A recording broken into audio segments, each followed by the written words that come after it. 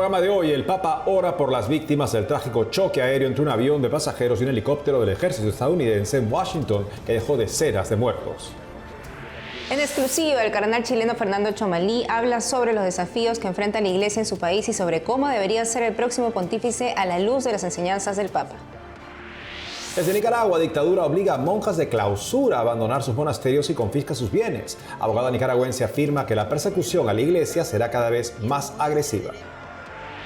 Israel pone en libertad a 110 presos palestinos en su tercer intercambio tras el acuerdo de tregua con Hamás, mientras que el grupo terrorista suelta 8 rehenes, 3 israelíes y 5 ciudadanos tailandeses. Desde Colombia, en medio de la tensión diplomática con el gobierno de Estados Unidos, la Iglesia advierte las consecuencias de las políticas migratorias y pide respeto a la dignidad de los colombianos retornados. Hola Natalie, un gusto estar contigo. Un gusto también estar contigo, Eddie, con los televidentes, informando desde nuestros estudios en Lima, Perú. Gracias por acompañarnos en EWTN Noticias. Soy Eddie Rodríguez Morel. Bienvenidos, yo soy Natalie Paredes. Iniciamos esta emisión con una lamentable noticia, una tragedia aérea en Washington. Un avión con pasajeros y un helicóptero del ejército estadounidense se estrellaron anoche en Estados Unidos. El Papa Francisco ofreció sus oraciones por las víctimas. El desarrollo de la noticia en el siguiente informe. El miércoles 29 de enero por la noche, un avión de American Airlines con 64 personas a bordo y un helicóptero del ejército con 3 personas chocaron en el aire cerca del Aeropuerto Nacional Ronald Reagan de Washington. Ambas unidades cayeron a las aguas del río Potomac. Durante la noche, el equipo de rescate buscó sobrevivientes en medio de las condiciones climáticas extremadamente frías. Hasta el cierre de este noticiero, la búsqueda continúa. A pesar de todos estos esfuerzos, ahora estamos en un punto en el que estamos pasando de una operación de rescate a una operación de recuperación. En este momento no creemos que haya supervivientes de este accidente y hemos rescatado a 27 personas del avión y una del helicóptero. Según Associated Press, el avión fue encontrado boca abajo, dividido en 3 partes. También se hallaron los restos del helicóptero. El presidente Donald Trump describió en la red social Truth que el helicóptero iba directo hacia el avión durante un largo periodo de tiempo. ¿Por qué el helicóptero no subió o bajó o giró? ¿Por qué la torre de control no le dijo al helicóptero lo que tenía que hacer en lugar de preguntarle si había visto el avión? Es una mala situación que parece que se debería haber evitado, escribió. Por el momento se desconocen las causas del accidente. Todo era normal en los días previos al accidente. Obviamente algo pasó aquí. Obtendrán más información y más detalles a medida que avance la investigación. Sabremos qué pasó. Pero de nuevo, quienes viven en el área de DC, vemos helicópteros militares que vuelan río arriba y río abajo. Es una ruta estándar por la que vuelan. Están acostumbrados a que los aviones aterricen en DCA. Y habría un procedimiento establecido porque esto sucede todos los días. Algo salió mal aquí. El Papa Francisco escribió un telegrama dirigido al presidente Donald Trump, en el que expresó su cercanía espiritual a todos los afectados por esta tragedia. Además, encomendó las almas de los fallecidos a la amorosa misericordia de Dios Todopoderoso.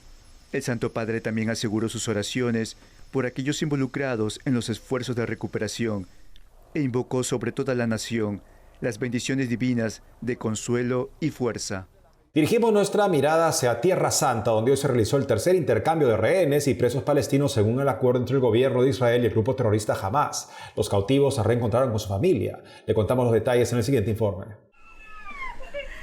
Ella es Agam Berger, de 20 años, una de los 8 rehenes israelíes liberados este jueves por Hamás. Tras el acuerdo de tregua con el gobierno de Israel, se reunió con sus padres luego de 15 meses de cautiverio.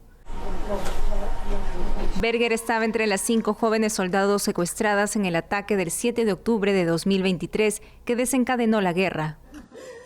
Junto a ella fueron liberados la civil Arbel Yehud, de 29 años, y Gadi Moses, de 80. Además, 5 trabajadores agrícolas tailandeses que fueron secuestrados por Hamás el 7 de octubre de 2023. Los rehenes fueron entregados en medio de una multitud y avalancha de gente en Gaza.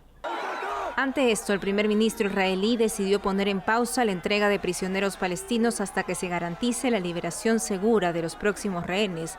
Por la tarde del mismo jueves, los mediadores garantizaron la seguridad de los rehenes en futuras liberaciones e Israel procedió con la liberación de 110 presos palestinos. Mientras tanto, palestinos desplazados continúan regresando a lo que queda de sus hogares en el norte de la Franja de Gaza. Según la oficina de prensa del gobierno de Gaza, más de 500.000 palestinos han vuelto. El sufrimiento es duro, como puedes ver, pero el sufrimiento está mezclado con alegría, porque volveremos a nuestro país y al norte que tanto nos es querido. La próxima liberación de rehenes y prisioneros está prevista para el sábado próximo. Ahora pasamos a noticias de Nicaragua, donde la dictadura volvió a arremeter contra la Iglesia Católica en el país. Esta vez obligó a las monjas clarisas a abandonar sus monasterios, según información de la abogada nicaragüense Marta Patricia Molina, autora del informe Nicaragua, una iglesia perseguida, con quien estamos en conexión para que nos amplíe más el tema. Doctora Marta Patricia, un gusto, como siempre, tenerla en el programa. Coméntenos qué pasó con las monjas clarisas. Bueno, las religiosas de diferentes órdenes han sido notificadas por la dictadura sandinista acerca del abandono de sus propiedades. En esta ocasión le correspondió a las hermanas Clarisa. La policía les dijo que únicamente podían retirar de la propiedad algunas pertenencias, las que les cabían en las manos, o sea, sus pasaportes y una que otro vestuario. Pero después absolutamente todo el monasterio donde ellas vivían fue confiscado por la dictadura.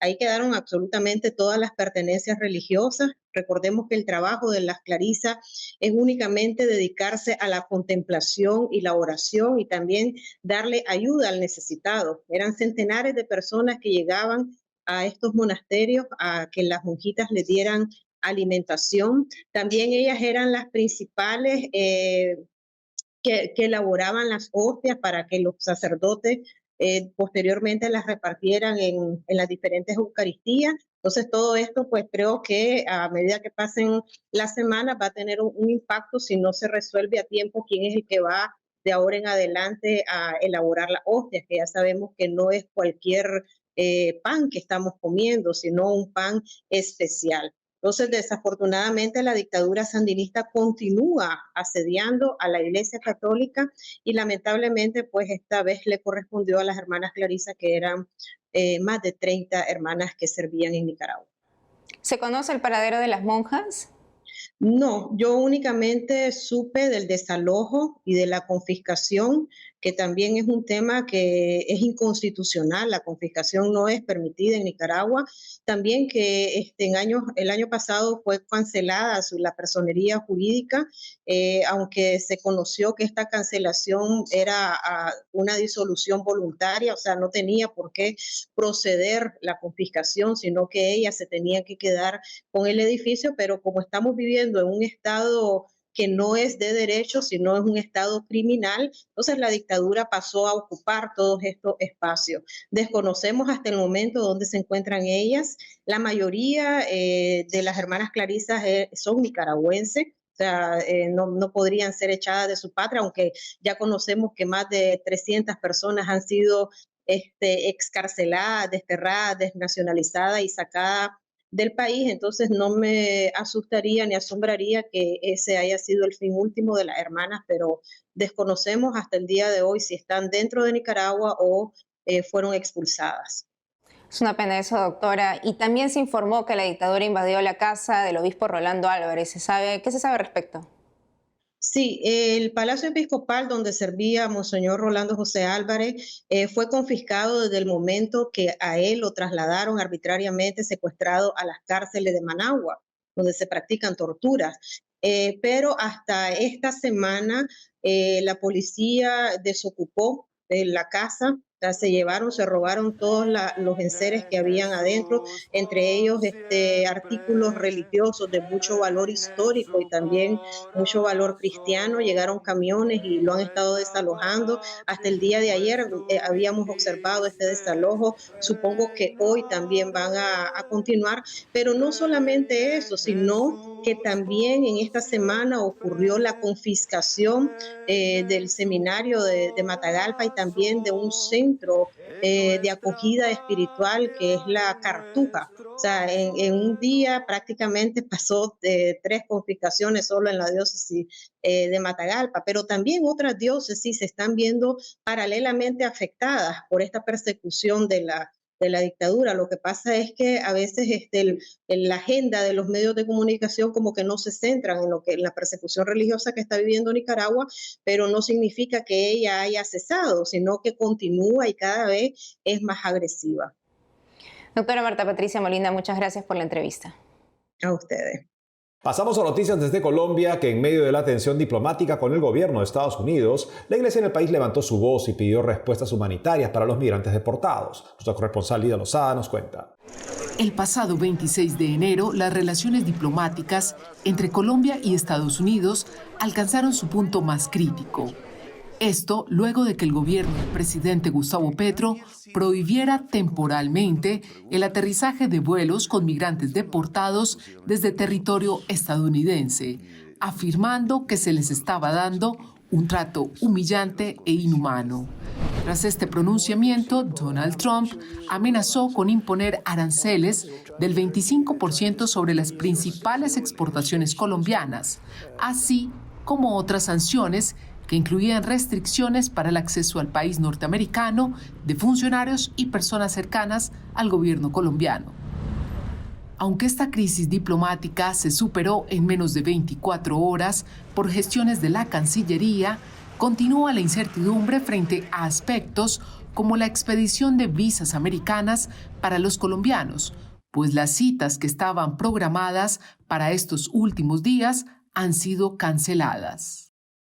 Otra de las situaciones que ha causado mayor tensión entre los mandatarios de ambos países ha sido la forma en que el gobierno estadounidense ha trasladado a los colombianos deportados, inmovilizados con cadenas en manos y pies. También los calificativos usados por Trump para referirse a ellos: asesinos, capos de la droga y pandilleros. Luis Gilberto Murillo, quien hasta este 29 de enero fue el canciller de Colombia, desmintió lo dicho por el presidente Trump al informar que entre el grupo de 201 colombianos que llegó a Bogotá en la mañana del 28 de enero tras superarse la crisis diplomática, no había personas con procesos pendientes ante la justicia. Esta tensión y la deportación masiva de colombianos ha despertado preocupación en la Iglesia. El director de la Red Eclesial Latinoamericana y Caribeña de Migración, Desplazamiento, Refugio y Trata de Personas, Clamor para Colombia, afirma que más allá de ser un conflicto diplomático, refleja una difícil realidad para miles de migrantes que, buscando un futuro mejor, terminan siendo instrumentalizados en disputas políticas. Sabemos que son hermanos nuestros que llegan con sueños frustrados de otro lugar porque han migrado con deseos y anhelos de crecer y retornar al país, aunque es un motivo de alegría volver siempre a los orígenes y las raíces de identidad, significa también un momento difícil. Por lo tanto, el acompañamiento psicosocial, el acompañamiento espiritual, es decir, una intervención integral. El pasado martes, el ex canciller de Colombia, el embajador de Colombia en los Estados Unidos y el enviado especial del gobierno de los Estados Unidos para América Latina sostuvieron una reunión de alto nivel en Washington para acordar un plan de fortalecimiento de la relación bilateral. La Cancillería informó que como parte de la implementación de los acuerdos, se espera que esta semana se produzca la normalización de los servicios en el Consulado de Estados Unidos en Bogotá. Este miércoles 29, el presidente Gustavo Petro posesionó a la nueva canciller, Laura Sarabia, quien ha sido una de las personas de mayor confianza y con más liderazgo en su gobierno. La Iglesia colombiana afirma que estos acuerdos bilaterales deben incluir cláusulas que promuevan el desarrollo humano más allá de las fronteras, también que de mantenerse estas estrictas políticas migratorias por parte del gobierno de los Estados Unidos significarían grandes retos sociales y humanitarios para Colombia, frente a los que Colombia también debe dar respuestas integrales. Así lo ha expresado el director de Cáritas Colombiana, desde donde la Iglesia realiza un importante acompañamiento a población migrante, a refugiados y a colombianos retornados al país. Se les llama ilegales, irregulares, sin papeles, se les relega fácilmente a una situación marginal, malviven por lo general en la más absoluta indefensión. Pero son seres humanos como nosotros, que interpelan nuestra conciencia. El acompañamiento de Cáritas Colombiana se da a través de iniciativas como Construyendo Puentes hacia la Integración, un proyecto financiado por el gobierno de los Estados Unidos que durante el 2024 benefició a más de 24,000 personas, entre ellas migrantes, refugiados y colombianos retornados o de bajos recursos económicos. Esto en aspectos como orientación y acompañamiento sociojurídico, acceso a alojamiento digno y seguro, acompañamiento para el acceso a atención en salud y apoyo psicológico, además entrega de elementos de aseo y subsidios de transporte. En Colombia, Lida Lozada, EWTN Noticias. Nos vamos a una pausa, pero al volver, en exclusiva, el cardenal chileno Fernando Chomalí habla sobre los desafíos que enfrenta la Iglesia en su país y sobre cómo debería ser el próximo pontífice a la luz de las enseñanzas del Papa. No se pierda este especial. Regresamos con más noticias con Enfoque Católico.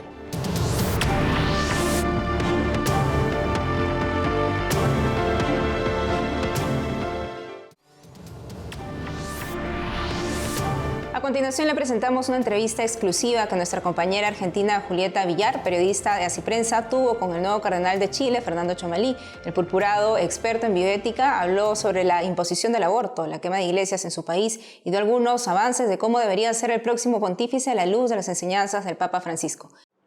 Cardenal, ha sido para usted un año de cambios. A fines de 2023, el Papa Francisco lo nombró arzobispo aquí en Santiago, luego de una larga trayectoria en Concepción. Y promediando el 2024 le confió también un lugar dentro del colegio cardenalicio. ¿Cómo ha sido este primer año de cambios? ¿Cómo toma este gesto de confianza del Papa? Y también cómo es su vínculo con el Santo Padre. Santiago es una sede cardenalicia, pero yo jamás pensé que tan rápido el Papa me iba a nombrar cardenal, y yo lo siento como una responsabilidad. Y me quedo con la palabra de él cuando nos escribió y nos dijo que nos quería menos eminencia y más servidor. Es decir, si ser cardenal me ayuda a servir más, yo estoy feliz, pero ontológicamente, esencialmente no me cambia la vida porque sigo haciendo lo mismo. ¿Y su vínculo con el Santo Padre? Bueno, yo con el Santo Padre lo conozco bien porque cuando fui a la primera reunión con él, el comité directivo de la Cadena por la Vida, él me reconoció como una persona que le había dedicado mucho tiempo a la bioética. O sea, él sabía eso, tal vez como fui a la UCA muchas veces, cuando él era arzobispo de Buenos Aires, y después tuvimos conversaciones muy serias, muy complejas, sobre la situación chilena, situaciones personales que fueron tratadas con mucha madurez de parte de él, y por lo tanto él sabe muy bien quién soy, yo también sé muy bien quién es, y creo haber comprendido qué es lo que quiere él. En las últimas semanas su nombre estuvo dando vueltas en los medios de comunicación porque consideró un regalo el hecho de que se postergara el tratamiento de la ley de aborto libre en Chile. Sin embargo, en 2025 parece estar en la agenda del presidente Boric tanto el tratamiento del aborto como también de la eutanasia. Como pastor de la Iglesia, pero también como experto en bioética, ¿qué consecuencias cree que traería el avance de estas leyes? Detrás de una ley de ese tipo hay algunas afirmaciones que son falsas. En primer lugar, que a partir de ciertas semanas estaríamos en presencia de un ser humano, y eso es falso. Desde el momento de la fecundación se inicia una vida humana, y eso no lo digo yo, eso lo dicen los libros de embriología, donde estudian todos los estudiantes de medicina y de biología del mundo, y eso también lo dice el sentido común. Porque si a mí me preguntan cuándo comencé a existir yo, cuándo comenzaste a existir tú, desde el momento de la fecundación. Si ese momento no se hubiese dado, no estaríamos nosotros hablando. Y lo otro que supone una idea que es muy falsa, que es que alguien puede decidir qué vida merece ser vivida. Y eso es imposible decidirlo. Yo conozco personas que tienen serios problemas físicos, etcétera, y sin lugar a duda que optarían por la vida 100 veces, están contentos con su vida, han sido capaces de encontrarle sentido a su vida, y incluso las propias mamás que han dado a luz niños con dificultades lo reconocen como su hijo y lo cuidan como tal. Por lo tanto, yo pienso que el aborto y la eutanasia es un fracaso de la sociedad, porque resuelve situaciones complejas, que yo las reconozco, a través de un acto de violencia. En algunas ocasiones, Cardenal, se ha pronunciado sobre la violencia en diferentes aristas de la cuestión, y la Iglesia Católica ha sido también víctima de violencia en algunas oportunidades. Ha habido ataques incendiarios contra templos, incluso el presidente Boric en su momento los calificó de atentados terroristas y los llegó a comparar también con el régimen nazi. Quiero preguntarle qué sensación les causa como miembro de la Iglesia este tipo de ataques, y también qué motivaciones piensa que puede haber de fondo. Bueno, cuando destruyen una iglesia, destruyen el alma de una comunidad, y no solamente la comunidad católica, sino que destruyen el alma de personas que encuentran en el templo un lugar de acogida, un lugar de escucha, en los sectores del campo, la parroquia, la capilla, un lugar fundamental de encuentro comunitario, y es un atentado en contra de la iglesia, pero también un atentado contra la civilización. Eso es lo primero, y no se justifica bajo ningún punto de vista, porque es un acto de violencia, de intolerancia, que sin lugar a duda que habla muy mal de quien lo realiza. Pero por otro lado, tenemos que pensar que todas esas comunidades al final salen fortalecidas porque reconocen el valor para sus propias vidas de la fe, el valor de la propia vida de su templo, y en general salen con mucha fuerza a reconstruirlos. Cardenal, en 2018 la Iglesia Católica en Chile, usted lo mencionaba recién cuando hablábamos del Santo Padre, vivió una crisis sin precedentes que tuvo que ver con la realidad de abusos y encubrimiento, y culminó con el gesto de poner a disposición del Papa Francisco la renuncia de todos los obispos de Chile. Pasaron 7 años de aquel momento, y qué cambios se introdujeron en la Iglesia en Chile y cómo se avanza hacia la recuperación de la confianza de la sociedad también en la institución. Hemos avanzado mucho, sin lugar a dudas, y tuvimos hace un par de meses atrás una reunión con el Santo Padre, el Comité Permanente de la Conferencia Episcopal, a la cual yo pertenezco, y en ese encuentro le contamos con detalle todo lo que estábamos haciendo. Él quedó muy conforme, y también hablamos en el Dicasterio para la Fe, donde analizamos todas las situaciones en las cuales nos encontramos, y sin lugar a duda que hemos ido recuperando la confianza de las personas porque hemos visto que hemos actuado.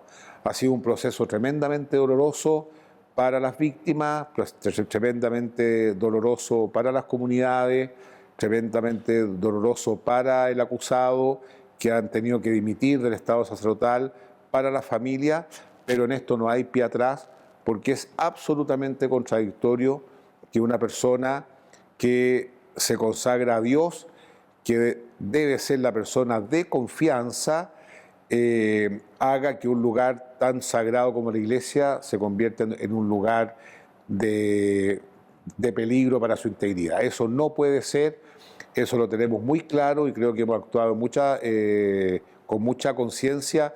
Incluso siempre estamos recibiendo consultas de otros países respecto de cómo proceder. Cardenal, probablemente en un futuro tenga que participar del cónclave que elegirá al sucesor del Papa Francisco. Desde Chile y también desde América Latina, usted ahora es miembro de la Pontificia Comisión para América Latina, ¿qué aspectos tendría en cuenta en el momento de elegir al sucesor? Bueno, espero que no pase, pero sabe, yo creo que lo primero, tenemos que elegir a un papa, cuando tenga que pasar, ojalá que falte mucho tiempo para eso, que sea simpático. Lo primero. No nos olvidemos que en los Hechos de los Apóstoles dice, y gozaban de simpatía en todo el pueblo. Es decir, una persona que a través de las acciones que ha ido haciendo, goce de simpatía en todo el pueblo. Yo creo que eso es lo primero. En segundo lugar, una persona que tenga un gran sentido de realidad, como el Papa Francisco.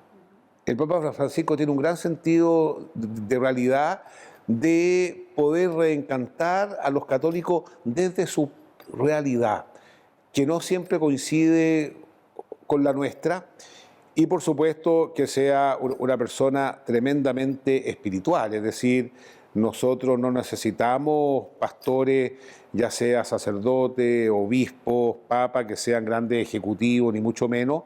Necesitamos personas con mucha profundidad espiritual, con mucha hondura espiritual, que sean capaces de leer, de captar la cultura para poder entregar el mensaje. El Papa nos ha dicho, cuando recién comenzó su pontificado, dijo que no quería católicos con cara de vinagre, ¿ah?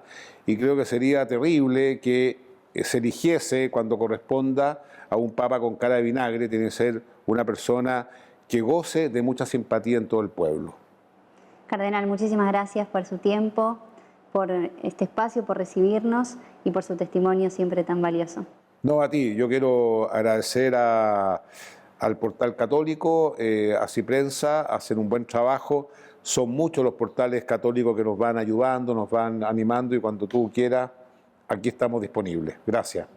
Eso es todo por hoy, amigos. Gracias por haber estado con nosotros. No dejen de seguirnos en las redes sociales y en ewtnnoticias.com. Hasta mañana.